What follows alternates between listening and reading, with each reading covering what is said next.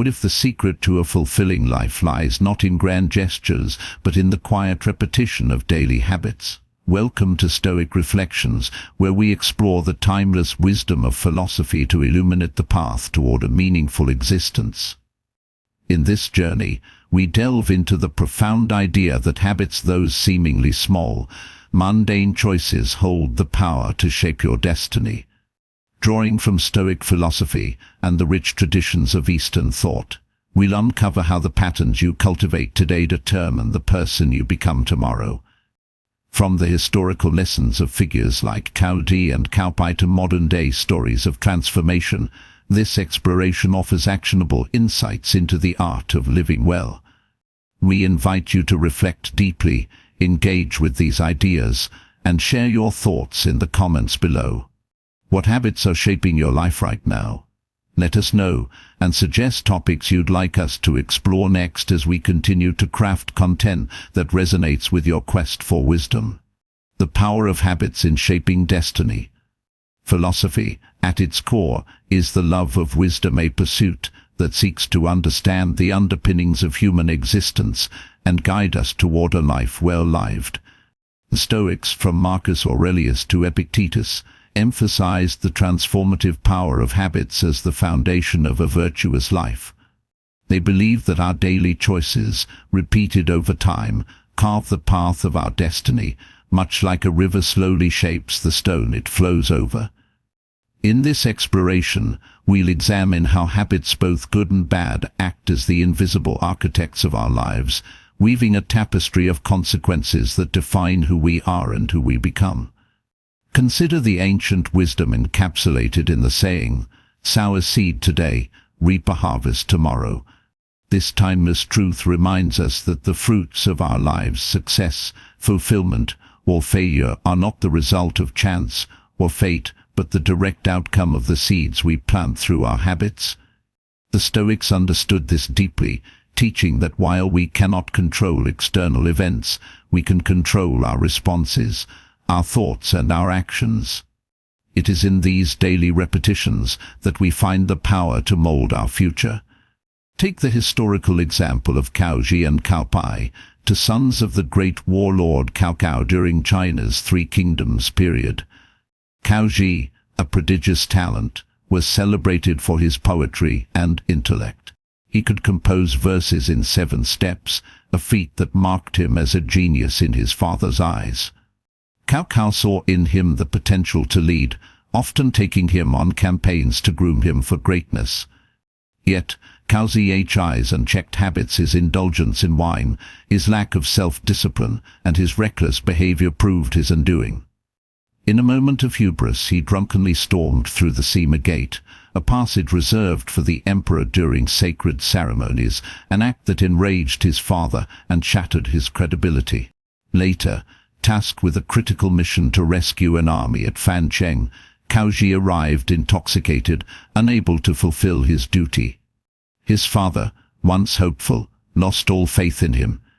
Cao Zhi's habits of excess and impulsivity lead him to a tragic end, dying in sorrow in a small city, far from the greatness he might have achieved.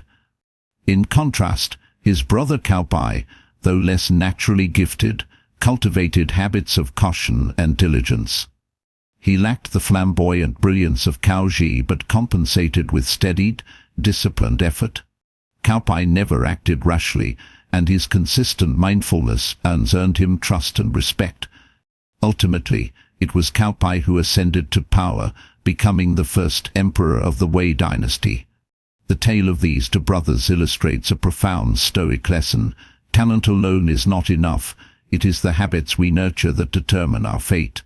As the ancient Chinese classic, the I Ching, advises, when trapped one must change. Change leads to flow, and flow leads to endurance.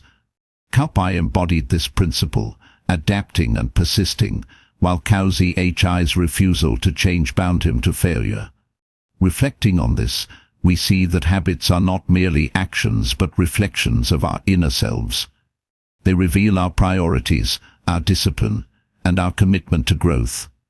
The Stoics would argue that a life of virtue begins with self-mastery, and self-mastery begins with the conscious cultivation of habits. Marcus Aurelius wrote in his Meditations, "Your mind will take the shape of what you frequently hold in thought, for the human spirit is colored by such impressions." If we fill our days with distractions, procrastination, or vice, our minds and thus our lives will reflect that chaos. But if we dedicate ourselves to habits of reflection, effort, and resilience, we pave the way for a life of clarity and purpose. Consider a modern example. A man struggling with obesity decided to transform his life by asking himself a simple question each day: what would a healthy person do? This reframing shifted his mindset, prompting small but consistent actions, choosing to walk instead of drive, eating nourishing meals, and exercising regularly. Over time, these habits compounded, leading him to shed 50 kilograms and maintain a fit physique. His story echoes the Stoic principle of incremental progress. As Epictetus taught, no great thing is created suddenly. It is through the steady repetition of small acts that we build the edifice of our lives. The Stoics also recognized the interplay between habits and character. Habits shape our psychology, and our psychology shapes our actions, which in turn reinforce our habits, a cyclical process that defines our destiny. When we change our mindset, we change our behavior. When we change our behavior, we form new habits, and when those habits take root, they shape our character. As the founder of logic thinking, Tran Vu, demonstrated, disciplined habits can lead to remarkable outcomes. For 4 years, rain or shine, he sent a 60-second audio message to his audience every morning at 6:30, cultivating a habit of early rising and reading. This persistence not only built his personal discipline but also laid the foundation for a successful brand. His story reminds us of the Stoic adage, small actions, consistently applied, yield monumental results. The ancients understood this principle as well. The revered Chinese physician Sun Sima once said, "Nurture your character through habits, for when your nature is good within, illness cannot arise." A life governed by good habits fosters inner harmony, shielding us from the chaos of external circumstances. The Stoics would agree, emphasizing that true freedom lies not in escaping hardship, but in mastering ourselves through disciplined routines. As Marcus Aurelius reflected, "You have power over your mind, not outside events. Realize this, and you will find strength." Habits also wield the power to rewrite what we perceive as fate. The story of Yuan Lia Van, author of Lia Van's For Lessons, offers a compelling example. Born into a life predicted by fortune utilities to be unremarkable, Lia Van transformed his destiny through the habit of doing good deeds. Under the guidance of a wise monk, he committed to daily acts of kindness, gradually shifting the trajectory of his life. Despite predictions of obscurity, he achieved scholarly success. Though told he would remain childless, he fathered a son in middle age. His life underscores a Stoic truth: while we cannot control the hand we are dealt, we can control how we play it. By cultivating virtuous habits, we seize the reins of our destiny. The Stoics believed that habits are not just tools for personal growth, but gateways to happiness, health, and even wealth. A life of discipline begets excellence, effort begets fortune. As the Buddhist sutras proclaim, all phenomena arise from the self-nature of the mind. Every cause and effect in life stems from belief and action. Good habits, rooted in self-belief, create a ripple effect, shaping a future of contentment. Consider two aspiring writers. One, impatient, abandoned his 1,000,000-word novel after a month, overwhelmed by the scale of the task. The other, methodical, wrote 1,000 words daily, forming a habit that led to a completed manuscript after 3 years. The latter became a celebrated author, proof that habits bridge the gap between intention and achievement. This principle extends beyond individual success to the realm of relationships and inner peace. The Stoics taught, that a life of mindfulness cultivated through habits like gratitude, reflection, and emotional control fosters harmony within and without. When we plant the seeds of good habits, we harvest a life of meaning. As a Chinese proverb advises, if you want a field free of weeds, plant it full of grain. To rid ourselves of destructive tendencies, we must crowd them out with constructive ones. But how do we begin this transformation? The Stoics offer practical wisdom. Start small, focus on what you can control, and persist. Change begins with awareness. Reflect on your daily routines, what habits serve you, and which ones hold you back. From there, take deliberate steps to replace the harmful with the beneficial. If procrastination binds you, set aside 10 minutes each day for focused work. If negativity clouds your mind, dedicate time to journaling gratitude. Over time, these small acts become second nature, reshaping your character and, ultimately, your destiny. The journey of habit formation is not without its challenges. The Stoics acknowledged the difficulty of breaking old patterns, likening it to redirecting a river's course. Yet they also believed in the resilience of the human spirit. As Epictetus wrote, "It is difficulties that show what men are." Each struggle to form a new habit is a testament to your commitment to growth. And with each victory, however small, you inch closer to the life you envision. To deepen this exploration, let us pivot to 5 universal truths that underpin a life of wisdom and contentment, as illustrated by the reflections of a humble worker, Li Zhiyuan, and his wife, Zhang Meiling. After decades of labor and observation, Li distilled these truths from the crucible of experience, offering insights that resonate with Stoic philosophy. First, Li realized that the only person you can truly rely on is yourself. Early in his career, he hoped for support from leaders and colleagues, only to discover that lasting success demanded self-reliance. Zhang Meiling nodded in agreement, recalling their son Zai Quming, who often sought their help in his struggles. "We can assist temporarily," Li mused, "but not forever." This echoes the Stoic principle of autonomy. True freedom lies in depending on your own faculties, not the whims of others. Second, health must always come first. Li regretted neglecting his well-being in youth, chasing wealth and status, while working late nights and ignoring rest. Now, plagued by ailments, he sees the folly of his choices. "When young, I risked my health for money," he admitted. "Now I spend that money to chase health." The Stoics, too, valued physical vitality as the foundation for a virtuous life, urging moderation and care as habits to preserve it. Third, a positive attitude is half the battle won. Li recalled their neighbor, old Wang, whose optimism carried him through his son's business failures. While others might have collapsed under such strain, Wang's cheerful disposition inspired a fresh start and eventual success. This aligns with the Stoic emphasis on emotional resilience. As Napoleon Bonaparte reportedly said, "He who can govern his emotions is greater than he who can conquer a city." A habit of optimism, cultivated daily, fortifies us against life's storms. Fourth, we cannot please everyone, nor should we try. Li observed the futility of seeking universal approval, noting how some neighbors obsessed over others' opinions, only to breed misery. "We must accept differing voices," he advised, "and not let them dictate our peace."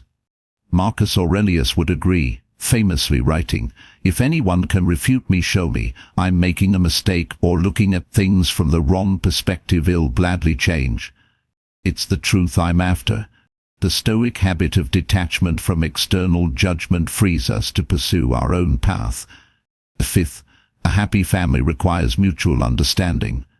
Reflecting on his marriage, Li emphasized the importance of empathy and communication. Despite life's hardships, their bond endured through shared support and compassion. This mirrors the Stoic value of community and connection, reminding us that habits of kindness and openness nurture lasting relationships. These truths, distilled from a lifetime of toil, reflect the Stoic ethos.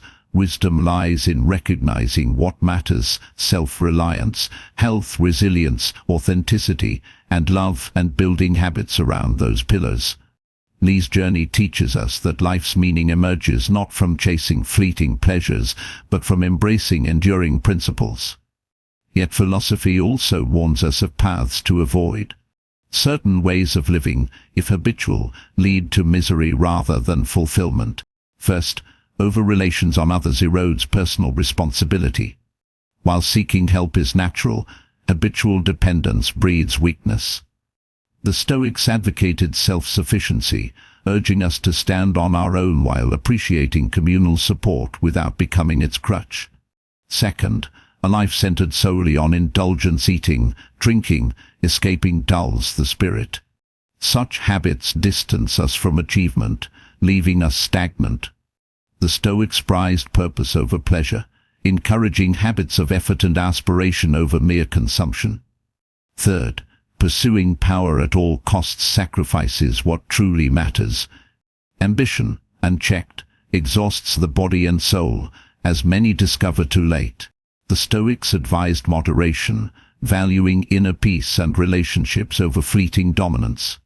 A habit of balance ensures we chase what enriches rather than depletes.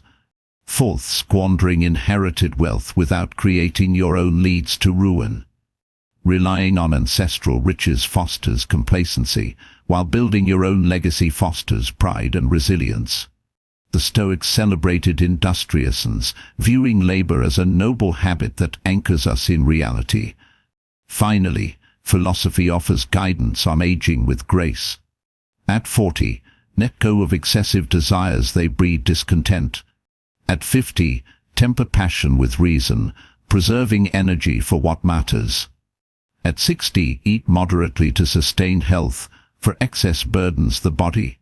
These precepts, rooted in ancient wisdom, remind us that habits of restraint and mindfulness pave the way for a serene old age. To live fully, we must also guard our inner energy. Chronic overthinking and negativity drain us, but positive habits replenish. First, move your body. Exercise signals vitality to the mind, lifting spirits. Second, surround yourself with uplifting people. Energy is contagious. Third, embrace new experiences. They widen your perspective. Fourth, focus on the positive, reframing challenges as opportunities. Fifth, release pointless rumination. It only saps strength. Sixth, be kind to yourself. Self-compassion is a habit of healing. In weaving these threads together, we see that habits are the loom on which our lives are spun.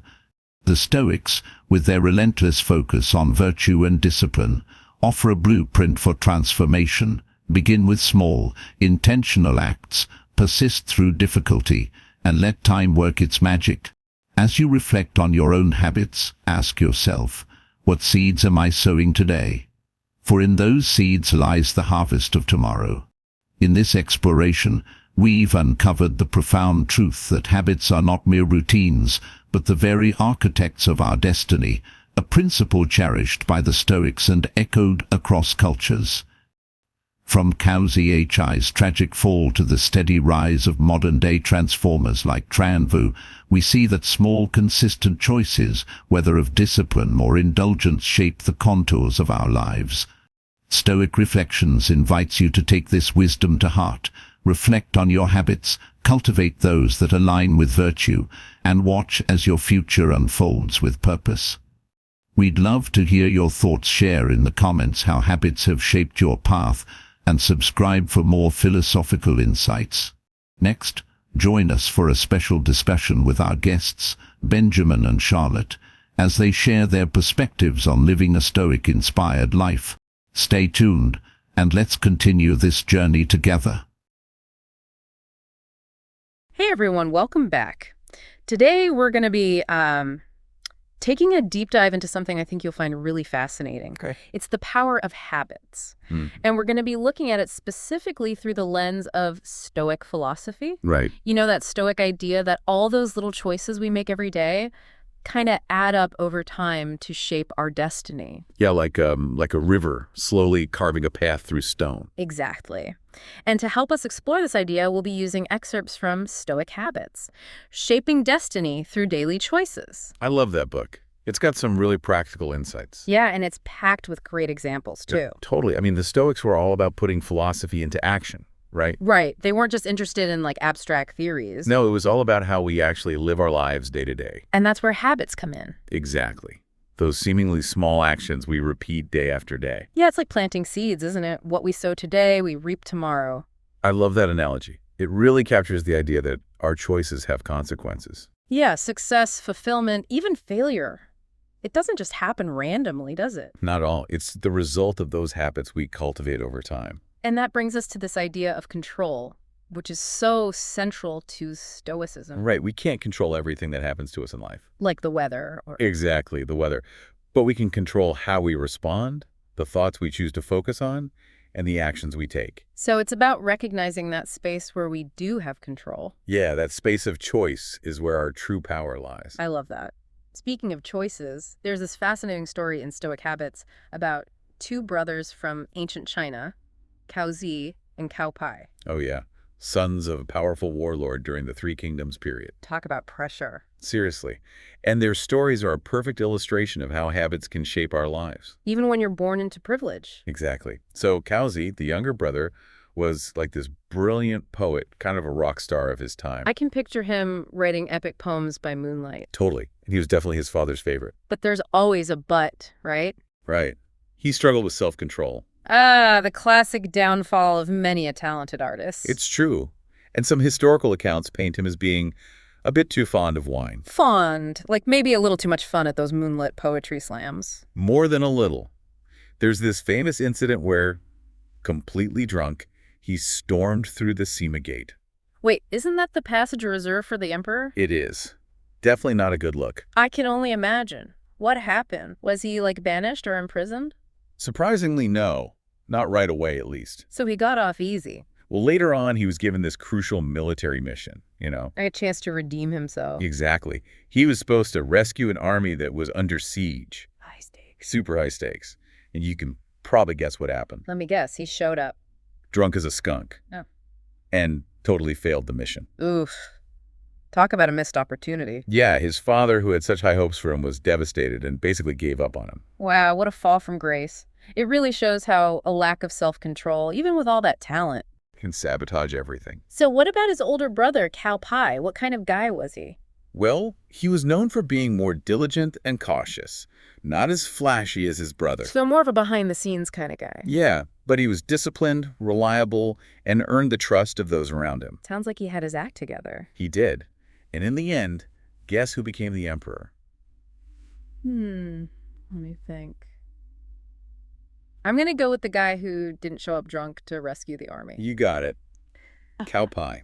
It's a classic example of how consistent, disciplined action can lead to success. While a lack of self-control can lead to downfall. Exactly. And it reminds me of that Stoic saying, no great thing is created suddenly. It's like that river carving through stone. It takes time and persistence. It really does. It's those small, consistent actions repeated day after day that shape our lives and determine our destiny. So we've seen how this played out in ancient China, but I'm curious, how do these ancient ideas apply to our modern lives? That's a great question, and one we'll dig into right after a quick break. Stay with us.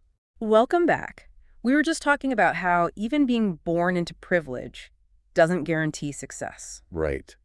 Those habits we cultivate play such a huge role. Exactly. And you mentioned something about a Stoic toolkit for facing those inevitable challenges. Oh yeah, the Stoics were all about practical wisdom. So what kind of tools are we talking about here? Well, one of the most powerful tools is this concept of negative visualization. Negative visualization? Yeah. Isn't that kind of counterintuitive? Shouldn't we be focusing on the positive? It might seem that way, but the Stoics were all about mentally preparing for the worst-case scenario. So like thinking about all the things that could go wrong. Exactly.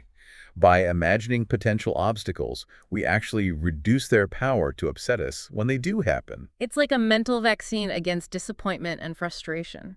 That's a great way to put it. So how does this work in practice? Okay, let's say you're about to give an important presentation. Oh, I hate presentations. Always so nerve-wracking. I know, right? But instead of just hoping everything goes smoothly, Which is what I usually do, and then it never does. right. So what you could do is take a few moments to actually visualize potential challenges. Like, what if the projector fails? Or Exactly. What if you get a tough question from the audience? what if I completely forget what I'm talking about? By mentally preparing for these possibilities, you'll be less rattled if they actually occur. It's like taking the sting out of those unexpected setbacks. Exactly. So it's not about being pessimistic, it's about being prepared. Right. And there's another benefit to negative visualization. Yo, what's that? It also helps us appreciate what we have. You mean like don't take things for granted? Exactly. By contemplating the potential loss of things we value, we realize how much we cherish them. It's like that saying, you don't know what you've got till it's gone. Exactly. Yeah. And the Stoics believed that this practice of contemplating potential loss can actually enhance our enjoyment of the present moment. That's interesting. So it's not about dwelling on negativity. It's about using it as a tool to appreciate what we have right now. Okay, so we have negative visualization. What other tools are in this Stoic toolkit? Another powerful practice is the dichotomy of control. The dichotomy of what? Of control. It's about recognizing the difference between what's within our control and what's not. So like focusing on the things we can actually change. Exactly. The Stoics believed that much of our suffering comes from trying to control things that are ultimately outside of our sphere of influence. Like trying to control the weather. Exactly. Or the traffic. Or other people's opinions. Right. So when we find ourselves worrying or stressing about something, the dichotomy of control invites us to ask. Can I actually do anything about this? Exactly. And if the answer is no, then we can make a conscious effort to let it go. And focus our energy on what we can control. You got it. Okay, that makes sense. So negative visualization and the dichotomy of control. Anything else? Well, the Stoics were also big fans of journaling. Journaling, you mean like Dear Diary? Not quite. It's not just about keeping a record of our daily activities. So what kind of journaling are we talking about? For the Stoics, journaling was a tool for self-reflection and growth. So like a way to process our thoughts and emotions. Exactly. It's about having a conversation with ourselves on paper. I can see how that could be helpful. Sometimes it's easier to work things out in writing. Right. And for the Stoics, it wasn't just about venting or complaining. It was about actually using those reflections to make positive changes. Exactly. So journaling. What else? Another practice that's incredibly beneficial is meditation. Oh, meditation. I've heard so much about the benefits of meditation. It's truly a powerful practice. But I have to admit, I've always struggled with the idea of clearing my mind. That's a common misconception. It's not about emptying the mind completely. So what is it about then? It's about training the mind to become more focused, calm, and resilient. Okay, so it's like a mental workout. Exactly. And there are many different types of meditation. Like what? Well, a simple practice is to just focus on your breath. Just my breath. Yeah, just notice the sensations of each. Inhale and exhale. Okay, I can try that. It helps to quiet the mind, reduce stress, and cultivate a sense of inner peace. I could definitely use some of that. And over time, with consistent practice. The key is consistency, right? Exactly. You'll find that you're able to stay present for longer periods of time. And not get so caught up in my thoughts. Right. It's about observing your thoughts and emotions with more detachment. That sounds so helpful, especially in today's world where we're constantly bombarded with distractions. It is, and it's a practice that's available to everyone. I like that. No special equipment required. Exactly. Okay, so we've got journaling, we've got meditation. What other Stoic practices did you want to share? One that I find particularly insightful is the Stoic emphasis on living in accordance with nature. Living in accordance with nature, does that mean we all need to go live off the grid? Not necessarily. It's more about recognizing our interconnectedness with the natural world. So, like appreciating the beauty of nature. Exactly. And finding ways to incorporate nature into our daily lives. Like going for walks in the park or gardening. Exactly. And it's not just a feel-good practice. There's actually a lot of scientific evidence that supports the benefits of spending time in nature. Oh, that's interesting. So the Stoics were onto something. They definitely were. Okay, so we've covered a lot of ground here. We've talked about negative visualization, the dichotomy of control, journaling, meditation, and connecting with nature. It's quite a toolkit. It really is. But what about those negative thoughts and emotions that inevitably pop up? Ah, yes. That's where we'll pick up in part 3 of this deep dive. Can't wait. So we've been talking about all these great Stoic practices for building resilience and managing our energy. Right, like negative visualization and the dichotomy of control. Exactly. But even with all that, those pesky negative thoughts and emotions still manage to creep in. Oh, absolutely. It's part of being human. So how do we deal with that? When those thoughts and feelings just threaten to drag us down? Well, the Stoics have some techniques for that too, They weren't about denying our emotions. Right. More like learning to manage them. Exactly. So they don't control us. So what kind of techniques are we talking about? Well, one powerful technique is called cognitive reframing. Cognitive reframing. Sounds complicated. It's not really. It's just about consciously choosing to see a situation from a different perspective. Oh, okay. Like Yeah. looking at it from a different angle. Exactly. Like, think about being stuck in traffic. Ugh, don't even get me started. My biggest pet peeve. Right. So your initial reaction is probably frustration, anger, maybe even a little road rage. Oh, definitely. Especially if I'm already running late. Of course. Yeah. But with cognitive reframing, you could choose to see that traffic jam as an opportunity. An opportunity? How so? Well, maybe it's a chance to listen to that audiobook you've been meaning to get to. Oh, okay, I see. Or finally make a dent in that podcast backlog. Exactly. Or you could even use that time for some mindfulness exercises. So it's about turning that wasted time into something valuable. Precisely. It's not about denying the situation. Right, but choosing to focus on something we can control. Exactly. And that shift in perspective can make a huge difference in how we feel. Instead of letting those negative emotions take over. Right. Cognitive reframing is a really powerful tool. So besides reframing, are there other ways to deal with those negative thought patterns? Well, the Stoics also talked about something called cognitive distortions. Cognitive distortions. Sounds a bit ominous. It's not as scary as it sounds. They're just those automatic negative thoughts that pop up when we're stressed or anxious. Oh, I know those. Like when I make a small mistake and suddenly I'm convinced my whole life is falling apart. That's a classic example. It's called catastrophizing. Catastrophizing. I guess that's a pretty accurate description. Right. We take a relatively minor setback and blow it way out of proportion. Yeah, and then it just spirals from there. Exactly. But the good news is, once we're aware of these cognitive distortions, We can start to challenge them. exactly, and replace them with more balanced, realistic thoughts. So it's like catching those negative thoughts before they take over. Precisely. Okay, so cognitive reframing and recognizing those cognitive distortions. Those are two great techniques. What else did the Stoics have up their sleeve? Well, they also placed a lot of emphasis on gratitude. Gratitude, like just being thankful for what we have. Exactly. It might sound simple, but focusing on what we have rather than what we lack can make a huge difference in how we feel. It's like that whole count your blessings thing. Precisely. And there are lots of ways to cultivate gratitude. Like what? Well, some people like to keep a gratitude journal. Write down a few things they're grateful for each day. Oh yeah, I've heard of that. Or you could just make a mental list each day. Okay, that's easy enough. Or even just take a moment to express gratitude to someone who's made a difference in your life. I like that. Simple, but meaningful. Right. And it can really shift our perspective. From focusing on what's missing to appreciating what we already have. We've talked a lot about mental practices, but what about our physical well-being? Did the Stoics have anything to say about that? Oh, absolutely. They understood that our physical health is closely tied to our mental and emotional well-being. So, taking care of ourselves isn't selfish. Not at all. It's essential. Because if we're not taking care of ourselves, we can't really show up for others. Exactly. It's like putting on your own oxygen mask first before helping others. Makes sense. And self-care can look different for everyone. Right. It's about figuring out what works for you. Exactly. Whether it's getting enough sleep, eating nourishing foods, moving your body. Or spending time doing things that bring you joy. Right. It's about listening to your body and giving it what it needs.